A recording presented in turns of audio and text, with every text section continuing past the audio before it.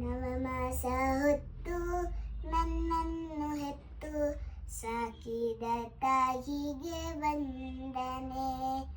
ಮೈಮೂಡಿ ದುಡಿದು ನನ್ನನ್ನು ಸಲುಹಿ ಬೆಳೆಸಿದ ತಂದೆಗೆ ವಂದನೆ. ವಿದ್ಯಾ ಬುದ್ಧಿ ಬಾಲ್ಯದಿ ಕಲಿಸಿ ಹರಸಿದ ಗುರುವಿಗೆ ವಂದನೆ. ಬಗೆ ಬಗೆ ರೋಗವ ವಾಸಿ ಮಾಡುವ ವೈದ್ಯಗೆ ಮಾಡುವೆ ವಂದನೆ. ನಿತ್ಯದಿ ದುಡಿದು ಅನ್ನವ ನೀಡುವ ರೈತಗೆ ಮಾಡುವೆ ವಂದನೆ.